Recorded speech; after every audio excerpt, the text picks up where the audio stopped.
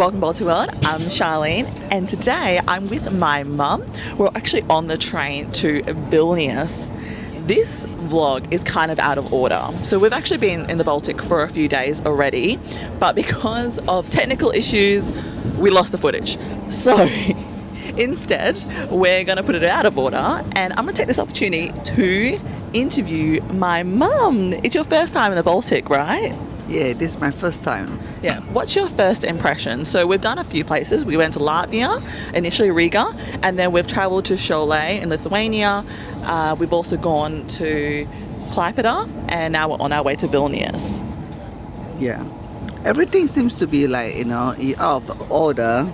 I find that Lithuania is pretty clean, very clean. And the people are, so far, the places we visit are not that busy yet. I think Vilnius will be the busiest place out of all in Lithuania. However, in Riga, I something affect me a lot is from the occupation museum. And I learned a lot of what happened during the Soviet time when people got deported to Siberia and what the hard work they have to do. And that really made me reflect for the last few days how lucky we can be on certain. We think that we are. Sometimes when we are in trouble, we think that life is hard. But if you think of during those times when people are suffering, then we will really appreciate our life.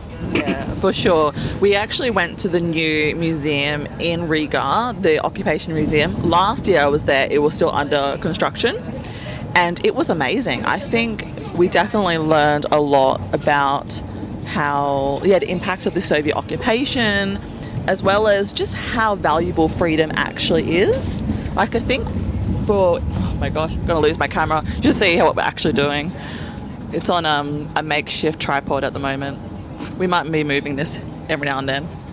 But yeah, so we basically learned a lot about the occupation, definitely, but also how valuable freedom actually is, because we're from Australia. Yes. And it's something that we just don't experience much at all. Like, we don't have the threat of Russia on our border. We're an island nation.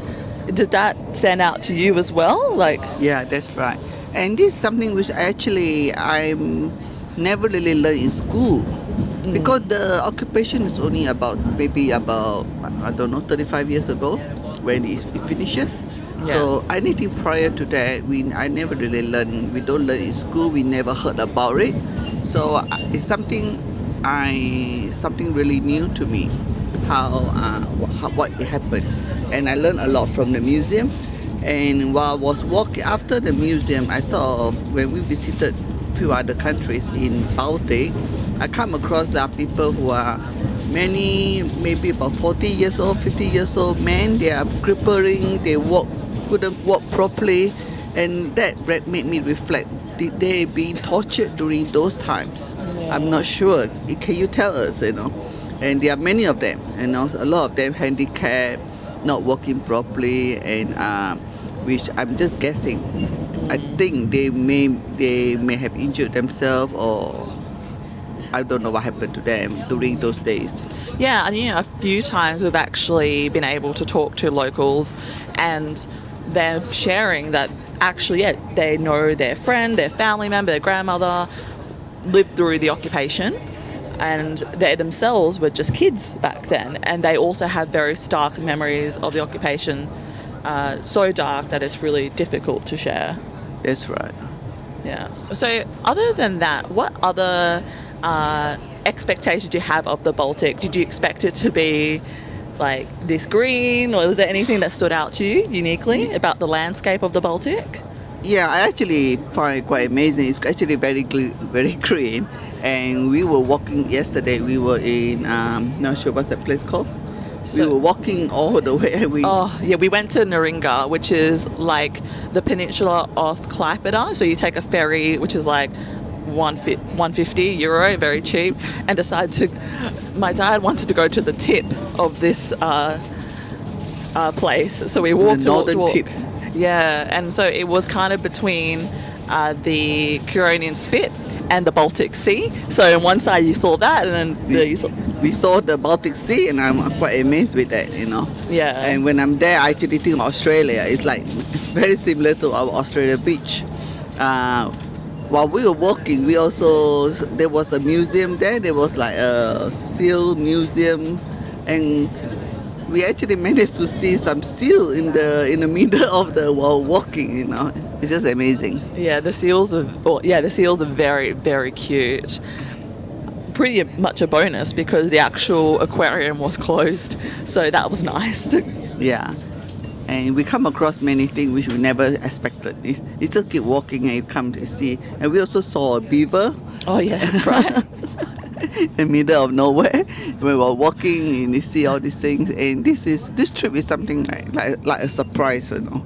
You never know what to expect. You just keep walking, and you come across different things. Yeah. And different incidents. It's quite an experience for us, yeah. Yeah, and I think that's what makes it really special. I think this is what makes Lithuania, Latvia and Estonia so special, is the fact that you don't actually have to, go to the museum or go to key places around. Yes, you have that, definitely, but even just the streets themselves are just fascinating.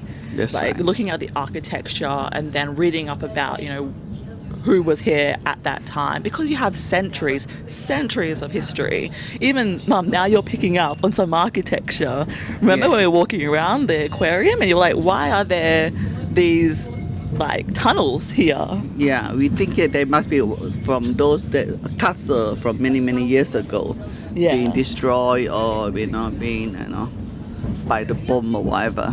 But it's sort of like I learned like that as well from the previous castle experience. Yeah. And while we were Riga, we also saw many architectures, like beautiful architecture from all different buildings. And another thing I can notice is very different from like Paris or France, is because I find that it's very safe. I don't even felt the threat of being like robbed or people try to pickpocket you or things like that. And I'm not sure that is it because there are not many it's been controlled for so many years. People tend to be very I don't know, maybe the crime rate is not that high. I'm not sure, maybe somebody can share with us. Yeah, the crime rate isn't very high. You're very, very safe. I think, again, we say this a lot, the Baltic has everything you want in Europe and none of the drawbacks, because it is so safe, it's so clean, the language is so beautiful. It's something that tourists just do not go to. It is June, and I was so worried traveling in June because it's a time where it's summer, it's the best weather, and yet it's not that busy. We did an earlier trip to England, London. We went to Ireland as well and other places, and it is packed. Yeah, that was packed with tourists. Yeah, and you just can't enjoy yourself as much. Really, we were trying to go here, there, everywhere, and it was just not relaxing. Yeah. Whereas here, yes, you do a lot of walking, but you're around nature and it's quiet, it's peaceful, and there's just so many unique things. At least when you take photo, you can see yourself, and where the other one, you take photo, you see with many other people together with the block sceneries. you just see heads, and that's it. That's it. Heads plus a tower of what you're meant to see, right in the distance, obscurely. Yeah, well, here you can see basically nearly everything. So we'll see when we reach Vilnius. Could be something different. Could be more busier. Not sure. Yeah, it's kind of funny that we're kind of doing this out of order. So we're going more progressively busier. We're missing colonists this time, just because we have limited amount of days here. But yeah, we're from Charlene and then to Klaipėda, then to Vilnius. We'll slowly see more people. Yeah, maybe we'll see more people. And there's a lot of younger generation. They all can speak English. So English, I think English barrier is not a problem. We went to a lot of restaurants and things like that, and they all have English menus. And the thing are they're very, very beautiful food and not that expensive compared to all the other European countries. I mean, the western part. It's just, because we were in the England side and then the British Isles, is so much more expensive than the Baltic. Yeah. So people who would like to travel the Baltic, they sort of, you will find that it's so much cheaper. Yeah, it definitely is cheaper.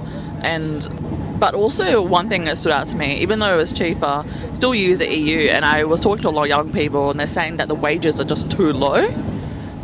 Oh, okay. Yeah, and a lot of them are planning to try and move away from the Baltic, which I understand. Like, if the wage is too low and you can go somewhere else to find work, that makes sense. But man, like, it is definitely more affordable to travel here.